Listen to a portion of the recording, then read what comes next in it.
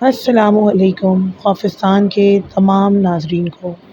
یہ کہانی کمزور دل والوں کے لیے نہیں ہے۔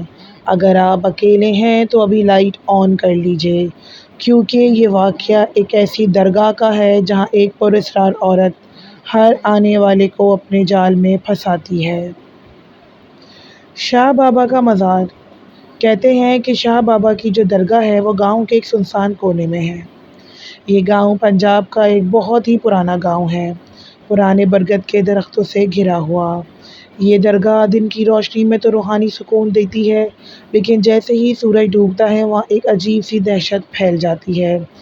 درگاہ کے بارے میں ایک بات مشہور ہے کہ اندر داخل ہونے والوں کو کسی قسم کی برائی یا نقصان نہیں پہنچتا، لیکن دروازے کے باہر وہاں کچھ ایسا ہے جسے لفظوں میں بیان نہیں کیا جا سکتا۔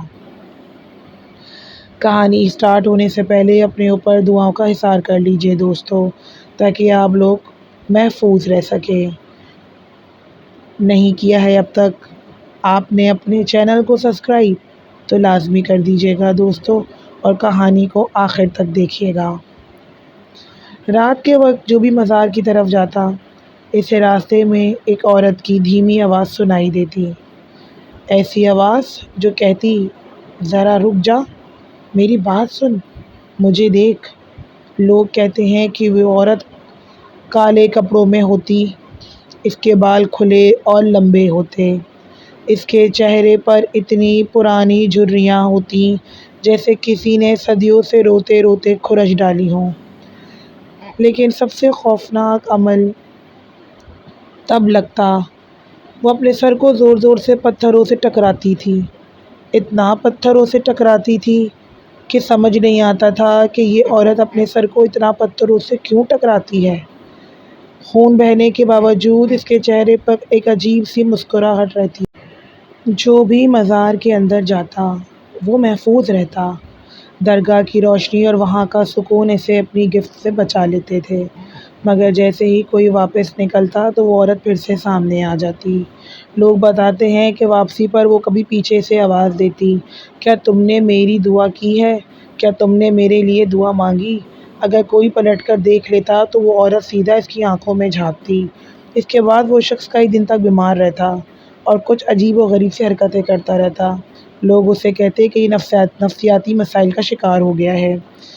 کچھ سال پہلے قریب گاؤں سے ایک نوجوان فراز اپنی ماں کے ساتھ مزار پر آیا۔ درگاہ پر آیا کیونکہ درگاہ مشہور تھی کہ یہاں پر بہت ساری منتیں مرادیں لوگ مانگتے تھے۔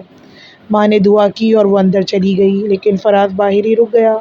وہ عورت پھر اس کے قریب آ گئی، اس نے اپنا خون آلود ماتھا اس کے قدموں پہ مارا اور کہا کہ مجھے اندر کیوں نہیں جانے دیتے، مجھے بھی دعا چاہیے۔ فراز نے ڈرتے ڈرتے پلٹ کر دیکھا کہ آخر یہ ماجرا کیا ہے، یہ کون عورت ہے اور اس طرح سے رو کیوں رہی ہے۔ اس نے دیکھ لیا اس کی آنکھوں میں۔ اگلے ہی دن سے وہ عجیب باتیں کرنے لگا، راتوں کو چیخیں مارتا اور اکثر دیواروں سے سر ٹکراتا، ایسے سر ٹکراتا جیسے ہو بہو وہی عورت سر ٹکراتی تھی، اور فراز کے سر سے بھی خون نکل جاتا۔ بالکل ایسا لگتا جیسے کہ وہی عورت اس کے اندر آ سمائی ہو۔ بہت زیادہ اپنے سر کو مارنے کی وجہ سے اس کے دماغ پر چوٹ لگتی ہے اور فراز کئی دنوں تک ICU میں رہتا ہے۔ اس کے بعد بہت علاج کرواتے ہیں لیکن کوئی فرق نہیں پڑتا۔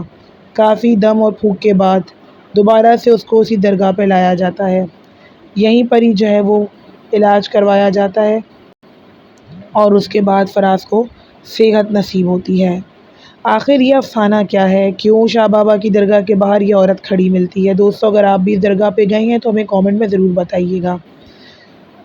تو لوگوں نے جب اس کہانی کو بتایا تو کچھ یوں بتایا کہ گاؤں کے بزرگ کہتے ہیں کہ وہ عورت کبھی شاہ بابا کی مرید تھی، اس کی دعا قبول ہوتی تھی، لیکن ایک دن پر جانے اسے کیا ہوا یا شیطان کا اس پر کچھ وہ ہوا کہ اس نے خود کو پتھروں سے مار مار کر ہلاک کر لیا کہ اگر میری یہ مراد پوری نہیں ہوگی تو میں اپنے آپ کو ہلاک کر لوں گی۔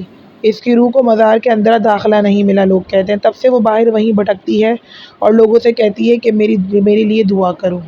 لیکن یہ کچھ الگ ہی قسم کی کہانی ہے، کیونکہ لوگ کہتے ہیں کہ یہ ایک جنی ہے جو کہ یہاں مزار کے قریب کھڑی رہتی ہے، چکر لگاتی ہے اور لوگوں سے فریاد کرتی ہے کہ شاید اسے معافی مل جائے۔ کیونکہ دوستوں لوگ کہتے ہیں کہ یہ تو کوئی طریقہ نہیں کہ اگر ہماری دعا قبول نہیں ہوتی تو ہم اپنے رب سے لڑنے تو نہیں بیٹھ جائیں گے۔ اسی طرح سے اگر ہماری دعا قبول نہیں ہوئی تو اگر ہم کسی درگاہ پہ جا رہے ہیں تو وہ اللہ کے نیک ہی بندے ہیں، تو ہم اگر وہاں پر ان کے وسیلے سے مانگتے ہیں تو اس کا مطلب یہ نہیں کہ ہم وہاں پر لڑائی یا جھگڑا کرنے لگیں۔ شاید یہی چیز صاحب مزار کو پسند نہیں آئی اور تب سے ہی یہ عورت اتنی بوڑھی ہو چکی ہے۔ حیرت کی بات تو یہ ہے کہ سر پٹک پٹک کر اتنا خون نکل جاتا ہے، کوئی عام سا بندہ ہو تو مر جائے۔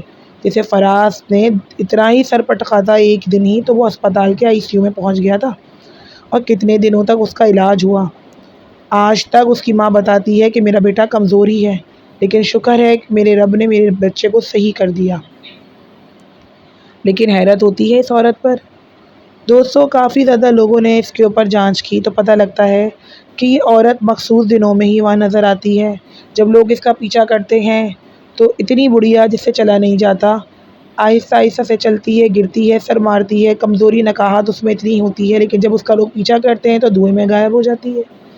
تو لوگ یہی کہتے ہیں، اور مزار پر جو بزرگ آتے جاتے ہیں تو وہ یہی کہتے ہیں کہ یہ کوئی عام انسان نہیں ہے، مزاروں پر اور درگاہوں پر ایسی مخلوق ملتی ہے، یہ ایک عورت نہیں ہے بلکہ عورت کے روپ میں کچھ دوسری مخلوق ہے، کچھ پراسرار ہے۔ یعنی کہ وہ یہ کہنا چاہتے تھے کہ جیسے اس عورت کے بھید میں ہی کوئی جنی موجود ہے وہاں پر، جو اپنا سر پٹک پٹک کر جیسے یوں کہتی ہو کہ معافی مانگتی ہو، کوئی اپنی ایسے گناہ کی یا کوئی ایسی چیز کی جو اس نے اپنی زندگی میں کی ہو، اور اسی طرح سے وہ آنے والے جانے والوں کو اپنے وش میں لینے کی کوشش کرتی ہے۔ لیکن چونکہ درگاہ ہے اور درگاہ پر ہر نیک کام ہی ہوتا ہے تو صاحب مزار تمام لوگوں کو محفوظ ہی رکھتے ہیں، لیکن اگر کوئی کمزور دل انسان ہوتا ہے تو وہ اس کے شکنجے میں بھی آ جاتا ہے اور بیمار رہتا ہے کئی دن تک، یہ لوگوں کو پریشان بھی کرتی ہے۔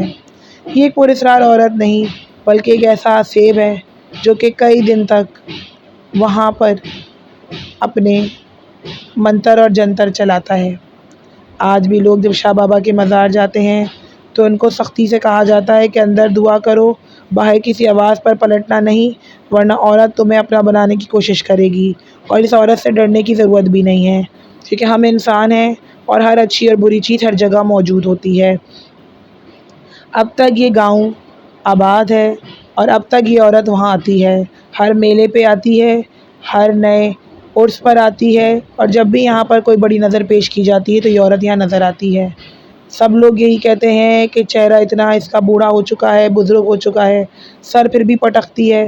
ایک دفعہ ایک آدمی یہاں سے گزر رہا تھا تو اس نے بھی یہی باتیں نوٹ کی تھیں۔